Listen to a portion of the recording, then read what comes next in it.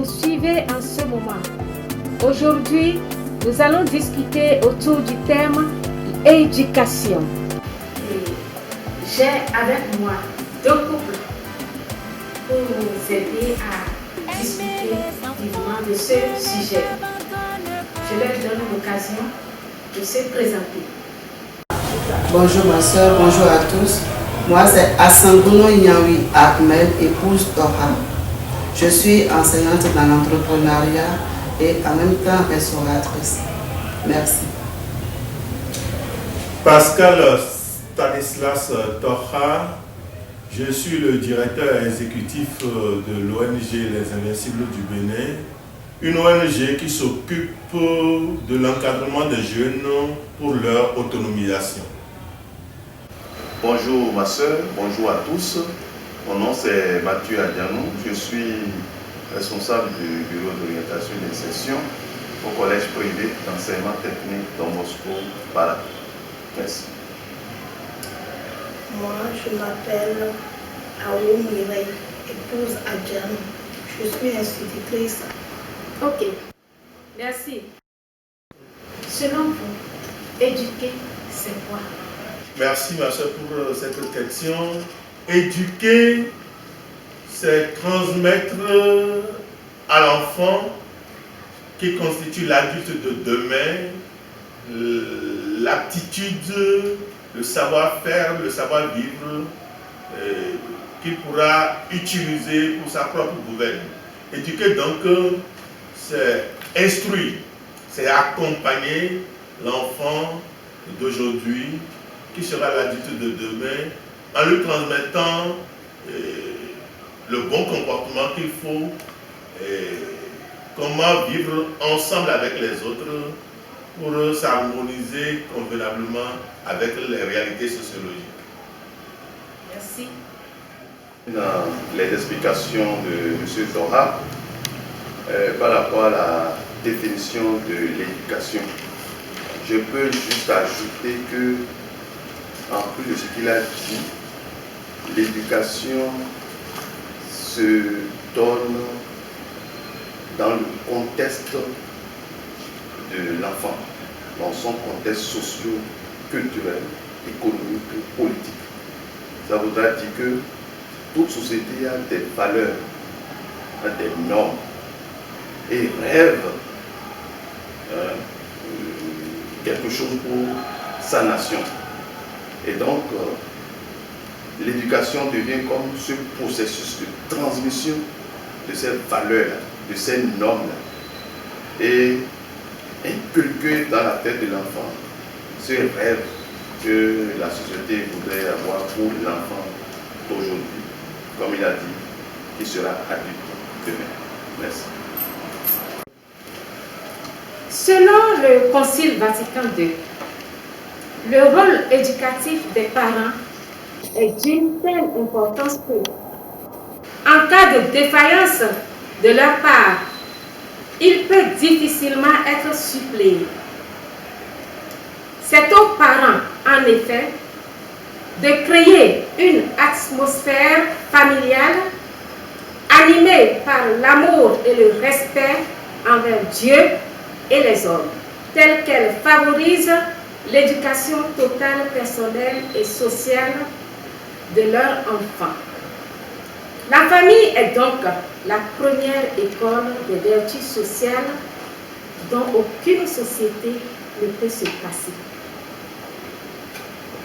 Que pensez-vous de cette citation du Vatican II? L'Église catholique, dans sa vision de la consolidation du lien familial, est dans son rôle de promouvoir l'éducation en termes de socle qui démarre au sein de la famille. La famille donc constitue un socle inébranlable, la première école d'éducation de l'enfant. Et donc l'enfant reçoit déjà sa première éducation, son encadrement pour être l'adulte de demain. Donc si on doit préparer l'enfant à être l'homme accompli de demain, c'est d'abord le cercle familial, c'est au sein de la famille. Et donc j'adhère parfaitement à cette vision ecclésiastique qui voudrait donc que l'éducation de l'enfant parte du lien familial, du cocon familial, du foyer, pour le préparer à être l'homme accompli de demain. Alors, effectivement, pour l'Église catholique romaine, la famille, comme on le dit, est la cellule de base, l'Église domestique, où les parents, ayant reçu eux-mêmes une éducation, et sur la base de laquelle ils ont réussi à fonder un foyer, ils sont appelés à transmettre cette valeur-là à leurs enfants. De façon pratique, il s'agira de leur montrer comment on peut pratiquer ces valeurs au sein du foyer. C'est-à-dire tout commence, comme M. Pascal l'a dit, dans le foyer. Ce n'est pas dans la rue, ce n'est pas à l'école, mais dans le foyer. Donc les parents d'abord reflètent ces valeurs-là et les enfants les voient vivre ça, et ainsi les enfants apprennent d'eux, et c'est ainsi que les enfants arrivent à tenir dans la société de demain. Autrement, si les parents même ne reflètent pas ces valeurs et se contentent seulement de l'annoncer par des lettres, ça ne marche souvent pas. Merci. Ok. J'entends dire souvent, une chose est de mettre au monde un enfant, mais le plus difficile, c'est de l'éduquer. Le plus difficile, c'est de l'éduquer. Êtes-vous d'accord de cela? Merci ma soeur. Effectivement, une chose est de mettre au monde un enfant et la plus grande, c'est de l'éduquer. Ce n'est pas facile d'éduquer un enfant. Et avant d'éduquer un enfant, il faut s'assurer soi-même que l'éducation de base qu'on a reçue est bien fondée pour pouvoir continuer de lui transmettre. Et éduquer un enfant, c'est en réalité l'orienter dans un développement sain, bien suivi, l'aider dans son cursus, déjà quitter la maison, quel est le comportement à adopter dans la ville, à l'école, dans une société, jusqu'à ce qu'ils grandissent à un niveau donné où on est sûr que oui, ce qu'on a reçu de nos propres parents a été transmis pour un bon avenir. Ok, merci ma soeur. Merci Madame Tora. Je pense que ce que Madame Tora a dit est vrai. Pour mettre au monde un enfant, c'est une chose. L'éduquer, c'est une autre. Parce que l'éducation, c'est quand même très importante. Éduquer un enfant, c'est de lui transmettre, comme l'a dit M. Tora, le savoir, le savoir-faire et le savoir-être. Et ce sont des choses très capitales et difficiles. Donc, pour éduquer un enfant, il faut s'assurer que soi-même, on a reçu la bonne éducation pour pouvoir le lui transmettre. Et si on lui transmet cette éducation, il faudrait aussi suivre cette éducation, ce qui n'est pas chose facile. Parce que nous éduquons et la rue aussi éduque. Je pense que pour éduquer un enfant, il faut bien s'armer pour pouvoir lui transmettre le savoir-faire, le savoir-être et le savoir-vivre. Merci, ma soeur. Merci. Il faut bien s'armer pour pouvoir éduquer un enfant. C'est ce que vous dites. Monsieur Tora, pourriez-vous nous dire un peu les difficultés que vous rencontrez dans l'éducation de base des enfants dans votre famille? Vous savez, ma soeur, l'enfant déjà, c'est une variance d'âge et de circonstances. Et recevant donc une éducation à la maison, recevant autre éducation à l'école, recevant encore autre éducation dans la rue, il se recherche dans l'ensemble de ça pour se forger lui-même son mental. Et donc nous parents, nous avons des difficultés parfois et que nous rencontrons à travers cette transmission d'éducation. Et en matière de difficultés, tenez-vous tranquille, vous pouvez constater que vous dites à votre enfant, attention, on ne doit pas balayer la nuit. Et il va vous dire, mais à l'école, dans notre internat, on nous a toujours demandé de balayer la nuit. Pourtant, c'est notre professeur, c'est notre surveillant, on nous réveille tard dans la nuit, à 4 h du matin, à 5 h du matin pour balayer. Donc, vous voyez deux éducations diamétralement opposées.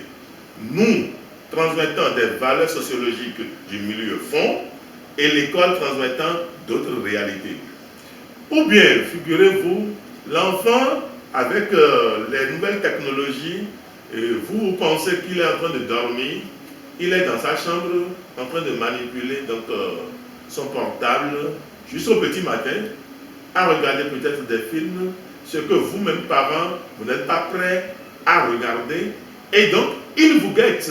Donc nous parents, et tous parents dans la plupart des cas, rencontrent donc cette difficulté-là, et nous avons donc ce devoir de ne pas baisser la garde, de continuer à les suivre, à continuer à leur transmettre les rudiments nécessaires pour qu'ils puissent s'adapter. Les difficultés donc sont inhérentes. Difficultés, ça peut être sur le plan pécuniaire, l'enfant peut-être est habitué à prendre un petit déjeuner, il arrive parfois que le parent soit n'a pas la monnaie, soit n'a même pas les moyens nécessaires pour répondre à ce besoin. Et si donc l'éducation n'est pas convenable, l'enfant commence par ronchonner. Il n'est pas prêt. Aujourd'hui, avec la société béninoise, l'observance, l'enfant voudrait que tout ce qu'il apporte comme compétence soit monnayé. Autrement dire, maman, qu'est-ce que tu me donnes si je te lave les assiettes? Alors que c'est un devoir pour lui de pouvoir accompagner les parents dans ce processus. L'enfant voudrait gagner donc quelque chose. Donc, mais ce n'est pas la maison qui reçoit cette éducation, mais soit à travers la rue, ou entre copains à l'école, ou bien encore d'autres difficultés. L'autre camarade, en venant à l'école, vient avec beaucoup d'argent. Et donc, les enfants aussi voudraient avoir autant d'argent comme ses camarades. Et donc, voilà, il y a tellement donc, de difficultés que nous, parents, nous rencontrons, mais nous continuons quand même sous l'inspiration du Saint-Esprit et sous la prière qui accompagne le processus, nous parvenons quand même à les mettre sur de très bonnes voies pour leur propre épanouissement. Un dernier aspect, je crois que M. Pascal l'a évoqué, c'est la crise, je ne peux pas parler de crise d'âge, mais crise d'adolescence, mais de plus en plus dans nos établissements, nous avons affaire à de jeunes enfants. Et il y a la question, comme il y a les tranches d'âge, avec leur réalité, leurs traits caractéristiques. Vous voyez des enfants qui sont un peu comme, on pourrait le dire, au biberon, et c'est comme s'ils refusent de grandir, hein, et qui veulent vraiment voilà, se comporter comme voilà, des bébés. Et ça, moi je me suis donné un peu cet exercice-là, savoir mais qu'est-ce qui peut provoquer ça. Et de plus en plus on constate que dans nos familles, il y a un phénomène qui se développe et qui ne permet pas aux enfants de se comporter de plus en plus comme des enfants responsables. Même si un enfant reste un enfant, mais il doit grandir en cherchant à être responsable. C'est que dans nos familles, nous aimons, je ne sais pas, trop couvrir les enfants. Nous aimons leur montrer que nous n'avons des yeux que pour eux. Et il y a un peu de fermeté qui manque, il y a un peu de rigueur qui manque. Ça fait que l'enfant vraiment ne fait pas pression, un peu de pression sur lui-même et se laisse un peu pour tout ce qui peut lui être proposé dans la rue par ses camarades. Et donc c'est pas toujours bien. Ça fait que vraiment vous voyez des comportements vicieux, le manque de respect, la politesse, la gentillesse, Il y en a qui même escroquent leurs camarades en classe, qui jouent des jeux, qui prennent leur argent. Ce n'est pas intéressant. Merci. Surtout au niveau du primaire. Et chacun veut éduquer son enfant. Avant, pour éduquer un enfant, c'est tout le monde qui éduque l'enfant. L'enfant n'est pas pour une seule personne. Dans l'ancien temps, c'est tout le monde. Tout le monde met la main à la pâte pour éduquer l'enfant. Mais aujourd'hui, l'enfant devient pour la famille. Quand un enfant se comporte mal et que tu veux le corriger, c'est tout un problème. Les parents, à la base, ne font plus réellement leur travail. Et pour éduquer un enfant, ça devient un souci. Donc, lorsque l'enfant vient à l'école, par exemple, et qu'il se comporte mal, et que tu lui parles, arrivé à la maison, les parents demandent qu'est-ce que la maîtresse t'a fait aujourd'hui. Il dit voilà, tu vas voir, le parent va débarquer. Donc, de jour en jour, l'éducation devient difficile et ça devient pour la famille. La société n'éduque plus, c'est la famille seule qui éduque les enfants aujourd'hui. Monsieur Torah disait, tu peux dire à ton enfant de faire telle chose.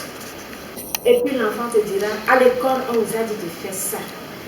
C'est vrai que ça joue beaucoup sur les enfants. Le fait qu'on dit autre chose là-bas, on dit autre chose ici, ça joue beaucoup sur l'éducation des enfants. Et comme le disait Madame Adjanou, avant, l'éducation revenait à tout le monde, pas seulement à une seule famille. Mais aujourd'hui, gare à toi si tu réprimandes un enfant dehors. Si tu dis à un enfant, ce que tu fais, ce n'est pas bien. Gare à toi si tu le dis. Tu auras affaire à ses parents. Avant, on n'assistait pas à ces scènes-là en Afrique. Et ça vient d'où? Madame Torah, vous voulez vous dire quelque chose? Merci à tous. Effectivement, on se pose la question d'où ça vient. Et pour ma part, je pouvais dire que l'Afrique copie l'Occident. Avant, dans notre éducation, dès qu'une grande personne te parle, tu l'écoutes tête baissée. Tête baissée. Et c'est quand le parent ou bien une grande personne en face de qui tu es finit de parler que tu relèves la tête pour lui donner la réponse qu'il faut ou ce qu'il te demande de faire. Ou bien quand on te commande d'aller à un endroit possible, on te crache par terre et suivant ce temps où tu dois aller faire ce qu'on t'a demandé, le crachat ne doit pas s'éteindre. Et tout ça là est parti. Effectivement, nous allons où? Nous ne savons pas où nous allons. Aujourd'hui, tu ne peux même pas taper ton enfant. Dès que tu tapes l'enfant, c'est que la police est à ta trousse. Les aînés qui sont autour de toi sont aussi à ta trousse. Et de quel endroit ça quitte pour revenir vers toi, pour que tu aies une sentence, alors que c'est ton propre enfant. On ne sait plus vraiment où nous allons avec l'éducation d'aujourd'hui. Avec la globalisation, nous sommes actuellement sur un village planétaire. Et je voudrais dire, notre pays, le Bénin, est dans des accords, dans des protocoles, dans des conventions, en termes de scienture. Et voudrais donc que, dans ces scientures, dans ces accords, l'Occident nous transmet ses valeurs, alors que la valeur sociologique africaine est tout autre chose. Et dans ces accords, on signe des contrats avec l'Occident où ils nous accordent des financements et à travers ces financements, nous sommes obligés, on nous oblige à dire vous n'avez pas le droit de réprimander votre enfant qui a commis d'erreurs. À l'école, l'enseignant n'a plus le droit de frapper l'enfant, de réprimander l'enfant. L'enseignant n'est là que pour transmettre le savoir. Point. Et donc, avec cette réalité-là, où tout ce que nous avons comme accord, nous n'arrivons plus à les adapter à la réalité africaine, à la réalité béninoise. Et donc, vivant cette réalité-là, nos enfants reçoivent donc une éducation occidentale, plus une éducation africaine, le tout mélangé, et qui ne rime donc plus convenablement, et on ne sait plus où mettre véritablement la tête. Parce que, autrefois, l'enfant qui commet des impairs dans la rue, un monsieur, un papa, une personne plus âgée, l'ayant vu, avait ce devoir de le corriger et personne ne pouvait dire mot. Mais aujourd'hui, c'est interdit. On parlera de châtiment, on va le réprimander pour parler d'harcèlement. Il y a tellement de mots, donc aujourd'hui, qui ne commencent pas galvauder nos réalités et qui ne riment pas avec la réalité africaine, avec la réalité béninoise. Et donc, autant de choses que nous devons pouvoir, nous parents, voir dans quelle mesure rééquilibrer pour se retrouver dans le juste milieu, pour pouvoir accompagner nos enfants pour une éducation saine. Merci, M. Tora. Auditeurs et auditrices, nous venons de suivre la première partie de cette causerie sur l'éducation. Prochainement, nous rentrerons dans le vif du sujet qui nous permettra de se faire une idée sur les problèmes autour de ce sujet. Je vous dis à bientôt donc, dans l'espoir de vous retrouver dans la paix.